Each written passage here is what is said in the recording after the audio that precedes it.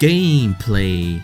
In this part, we'll be looking over Marisa throughout the years in the game. We'll see how she operates and see the differences between her and the other girls. We'll also be looking at the spell cards associated in the games as well. In terms of gameplays, there are many key features about Marisa that distinguishes her from the other girls and vice versa. In terms of her attack, Marisa tends to use, well, magic and lasers to shoot enemies down into the Damaku portion. Although each game might change what attacks she's shooting, those two seem to be mostly used. When it came to her range, it's doggy shit. No, that would be putting it kindly. Like, it was pathetic in all the games. It's becoming a little better, but not by much. But with her piss ass range, she does have some upsides to it. Now in terms of speed, Marisa has been one of the fastest, if not the fastest human you can pick in the games. In the earlier games, they showed everyone's speed, so it's easy to tell who's fast and whatnot. But the later games didn't reveal those stats, so I'll be conducting a test with the characters in the latest game to compare the speed. We'll be using Legacy Conducted, as it's the newest. Here we'll be doing a test for both unfocused and focused speed, and the goal of this test will be to see if Marisa is still the fastest of the cast or if her speed is even now with the girls. Let's begin the test.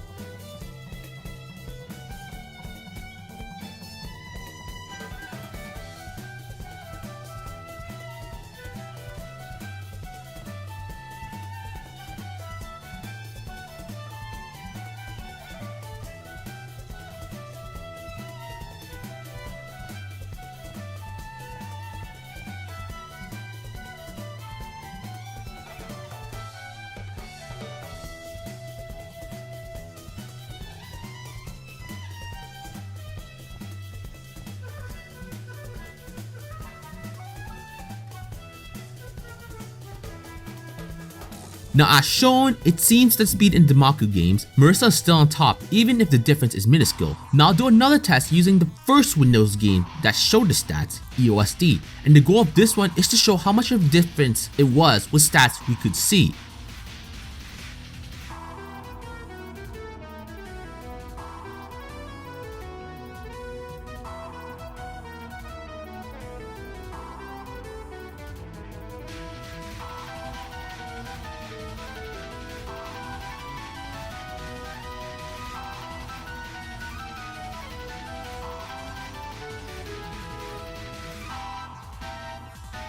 As you saw, Reimu ended with a 113, while Reimu's focus ended in 3 flat. For Marisa, it'll be 105, which is almost the same as 106 in Legacy, while focus had a bigger difference from 210 to 301 in Legacy. It could have been made so Marisa had a better time during the focus section. As you can see from the test, Marisa and even Reimu's speed hasn't really changed much all these years, so I guess you could say this test was accurate. Now when it comes to power in the past, it was no contest, due to the fact that her stats mentioned she had the most power. And like stated earlier, Zune didn't display the stats in newer games like he did in the old ones. Again, I'll be doing another test revolving the characters, but this time we'll only be tripping down one cycle of the boss, which will be Seiran. And not easy difficulty, since the difficulty won't change how long it takes to kill the boss. Plus, it'll maximize the damage on the boss since I won't have to worry much about dodging the Damaku, which in turn means I won't lose valuable uptime on her. Another thing to note is that since Seiran is our test dummy and the first boss, our power-ups for all the girls will be at level 1. Some might say it would be better to do it at max power, but that would require going to stage 2. And I feel that each girl's increase in power is a steady increment instead of a huge spike. So once we get our results from this test, even at max power for all the girls, we'll know who will do the most damage. But again, we'll be using characters from Legacy as stated in the reason above. Let's do it again.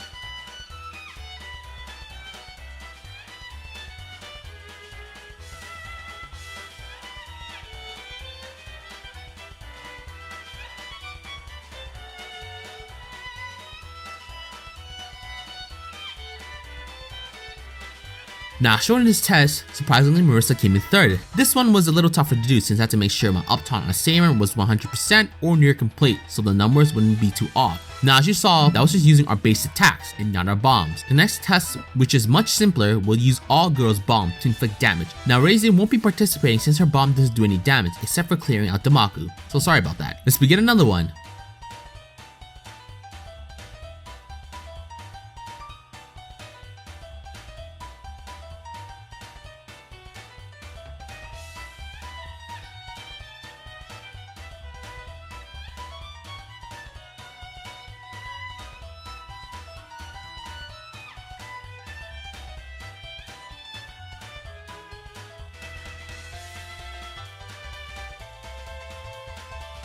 As you saw from the 3 bombs, Raisin is technically the weakest since it did no damage. Then Reimu, Sane, and Marisa as the strongest.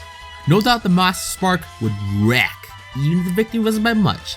So while Marisa's shots aren't the best compared to all of the 4, her Master Spark is doing the work as the most powerful bomb.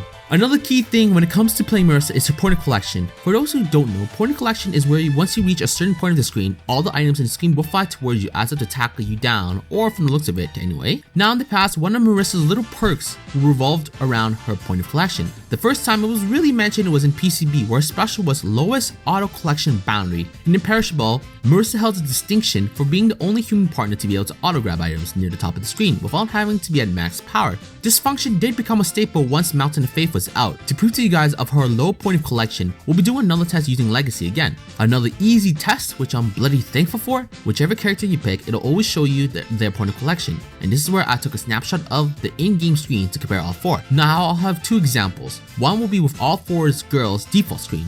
The last one will have a white line going across the picture outlining where the line is in case you couldn't see too well from the default line. Not only that, the white line gives us an easier time to compare as the line touches the outer screen, which we can easily see the difference. Here we go.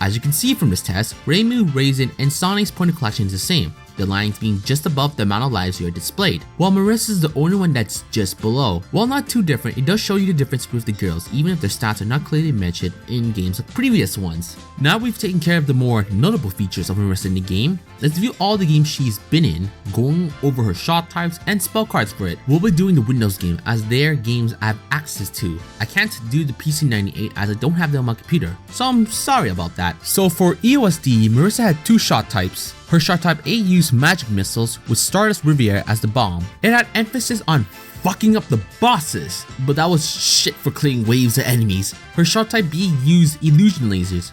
A key thing to note is that the lasers were able to pierce, so it's able to hit multiple enemies at once if they're in the line. This is another of Marisa's key features until 10 desires, and her bomb is Master Spark. While this shot has more range than the last one, it was a bit weaker compared to the last one, but the bomb more than made up for it.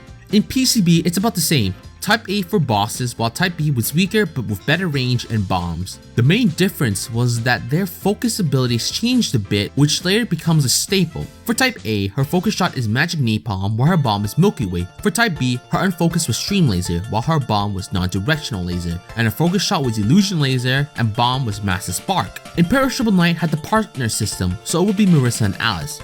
Marisa's shot is Stardust Missile, and her spell card is Love Sign Master Spark, and her last spell is Magic Cannon Final Spark. To trigger this, you need to press the bomb key just as you got hit. Now if you trigger the last spell as you just got hit, you activate Magi Manipulation, Return Inanimateness. Note when the last spell is activated, you switch partner, so it would be Alice using the spell card. Now if Alice were to get hit in Imperishable, Marisa would come in and use Magic Cannon Final Spark. Phantasmagoria, a flower view was different as it was a 1v1 Damaku game, but doesn't mean she didn't have spell cards there. In the game, instead of building up your power level from P-blocks, you built it from killing enemies. Your shots doesn't change, but allows you to activate bombs and at what level you wanted them. This game had 4 levels, so I'll go through them. At level 1, you just used Illusion Laser. At level 2, you used Magic Sign Stardust. At level 3, you use Magic Sign Stardust Riviere, and at the max level 4, you use Magic Sign Illusion Star. Now every character in the game had EX abilities. These were special abilities that happened at your opponent's screen and would try to kill them. Marisa had Earthlight Rays. These were beams that would shoot from the bottom of the screen, so your opponent had to be very wary of their position. Mountain of Faith upped it up a little by giving each character 3 shot types, but again there were only 2 characters, so it seemed fair. This game introduced a few new things, and the first thing I want to note are the options. The options are the smaller objects following the character and shooting whatever we're firing at. They're important as they can vary differently depending on your shot type. Her first shot type was called High Power type. Her shot was Spread Star. The option was Trace and Hold formation. The thing about this one was where you last position it, the options remained in place. So as you're seeing in this video, once I go into focus, I kept it in a straight line, so I was able to maximize the damage onto the boss. This one is called Piercing type. The shot is Illusion Laser and the option was Close Contact formation. As the name implies, the options are very close to you.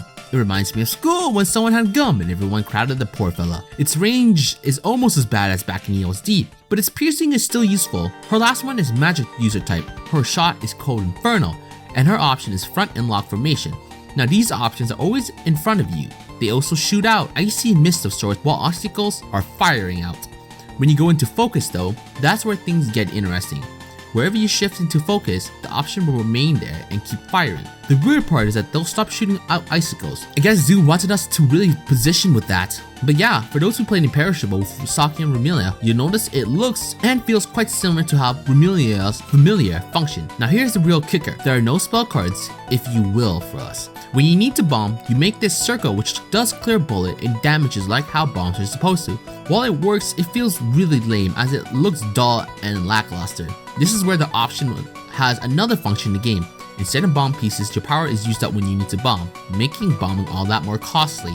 Now in terms of cost, using bomb will make you lose 1 option or 100 points. Now your max power is 5, so you're allowed to use 1 bomb up without losing 1 option. Subterranean once again has only 2 characters but 3 shot types. This time they brought back the partner feature in Imperishable, so whatever shot you pick dictates which girl will be assisting you. The first shot type is the Reinforced type, which is Marisa and Alice. The option as you would expect are dolls. The shots are more concentrated during normal movement and spread out during focus. The shots are rainbow wired, a super low spread shot. Her spirit attack or bomb is Remote Sacrifice, and it sacrifices the doll to fire a super high power laser. The support, which is a unique trait you get for whoever you partner up with, allows you to have 8 options, meaning you can stock up to 8 bombs. The next one is the Change type, which is Marisa and Patchley. For her option, it's called the 5 element formation, and one of my favorite shots to be honest. With Patchley, you're allowed to shoot 5 different ways. Fire sign is forward focus formation, so perfect for boss accounts if you position yourselves properly. Water sign is a forward spreads formation, something Marisa desperately needs. Wood sign is an oblique angle formation. As you can see on the screen, it's shooting really far to the left and right. If you know your stages, you can use this to snipe enemies real quickly as they're coming out. Metal sign is a left and right attack formation. Your options are shooting as the name implies, which can be very useful in certain situations like you're watching right now. The last one is Earth sign, and it's a rear attack formation. It basically allows you to shoot at the bottom of the screen, and switching to each formation is really easy as all you need to do is tap the shot and focus button. So by default, I believe should be Shift and Z, or Z as you Americans pronounce it. And the shifting goes in order as I mentioned, so fire, water, wood, metal, and earth. Her spirit attack is called 5 Seasoned, which summons 5 circles of the elements. You need to make sure the enemies are inside the circle or else it won't do any damage. Her support skill is just being able to shift into the element whenever you want. The last one is the defense type, and it's Marisa and Nidori. The option is rear formation and the shot is air torpedo, which fires a strong high precision missile. Her spirit attack is optical camouflage. It puts up a barrier for a fixed time. If you get hit while the barrier is up, all bullets on the screen will disappear. It functions similar to the supernatural border back in PCB, so if you remember then you should be good to go. Her support skill is if the barrier isn't destroyed, you'll be refunded by 50% of the power. In UFO, Marisa only has 2 shot types since it introduced Sane as a playable character.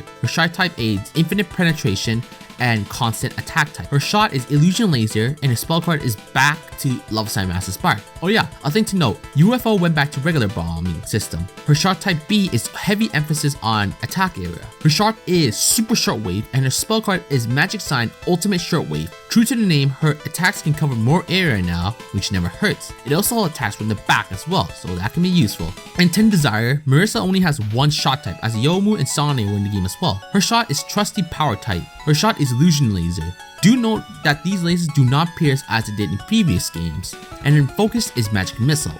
And her spell card is Love Sign Master Spark. Her special ability in this game is high attack and speed in the spirit world, and it's easy to collect items, again showing which parts Marisa tends to excel at. In DDC, she has two shot types. Now because of the storyline, you either take your Bewitched weapon, which is your mini Hawker, or you don't.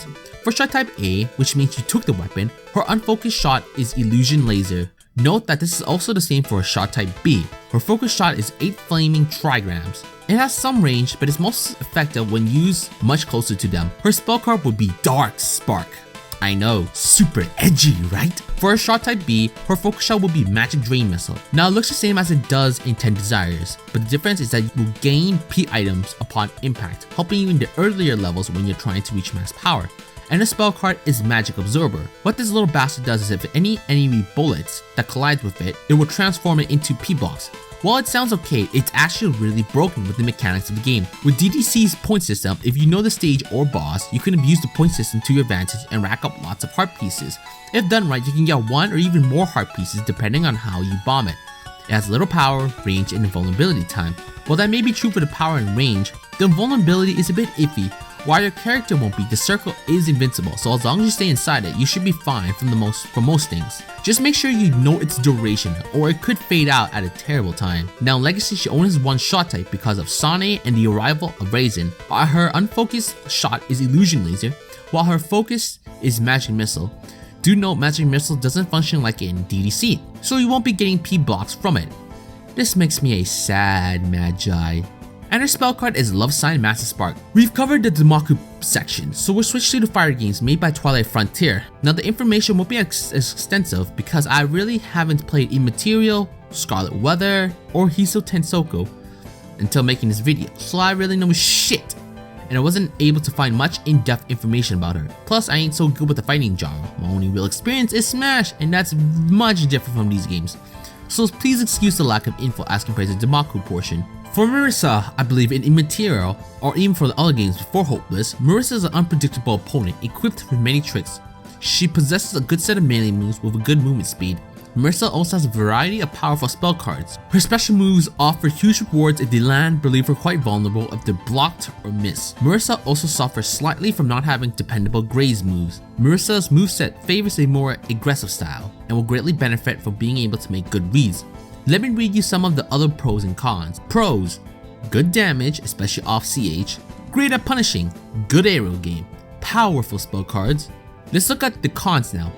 Few anti-air options, limited ground pressure game, and lack of dense bullets. Now that I've explained a little bit for Marisa, let's switch to Hopeless Masquerade, as that's where shit changed significantly. In the previous fighter, everyone's on the ground and you're able to fly. Later in Scarlet and Hiso Tensoko. Starting Hopeless, everyone's flying now, so controls are a little weird but not impossible to deal with. With it being a fighter, this allows Marisa to utilize her broom much more as a weapon, which is helpful. In Hopeless Masquerade, it has the religion system, but customizing your move, you can alter to which religion your character will be affiliated with. Each religion has their own advantages and disadvantages. If you don't want neither, you can opt to go a neutral route, allowing you 4 styles essentially. You have Shinto, Buddhism, and Taoism, and I'll explain each of their advantages and disadvantages. Shinto specializes in shooting range. It features more bullets with better homing and attack area, but the bullets can be easily destroyed by other bullets or grazing. Taoism specializes in shooting speed. Its bullets are faster, have better penetration, and are harder to be grazed, but they are smaller and have less spread. Buddhism specializes in close combat. Its bullets are larger and stun opponents longer, but have the worst range. And if you go neutral, you have no real advantages, but none of the disadvantages as well. There's also the popularity system as well. Certain actions will make you gain or lose popularity. Having more will allow your moves more chain combo, faster spirit regen, and more spirit efficient block. While having lower popularity will result in the opposite of what I mentioned. And once you hit 100%, you'll be able to use your last spell and fuck some shit up, if you land it anyway. In this game, she has 3 spell cards, and as mentioned, the last word. They are Star Sign, Satellite Illusion, Comet, Blazing Star,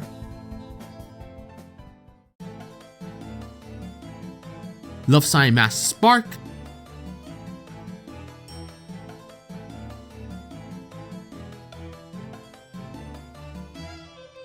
And our last spell, which is Sungrazer.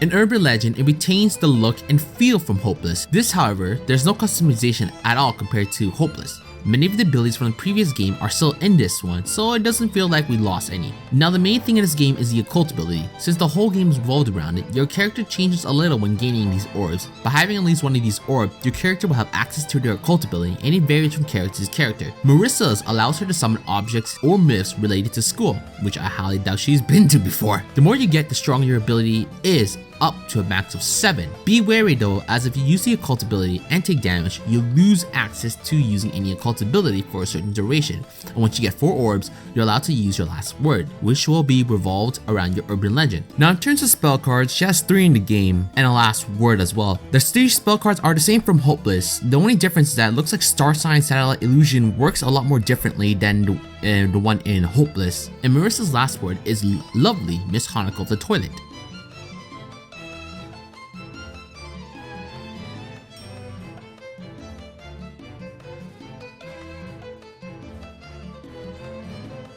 Hopefully you guys enjoyed the gameplay section of this. Now, the next part will be relationships and fun and interesting facts for Marisa. So make sure to click on the video right now as I send you to the next video. But yeah, like again, hope you guys enjoyed this video.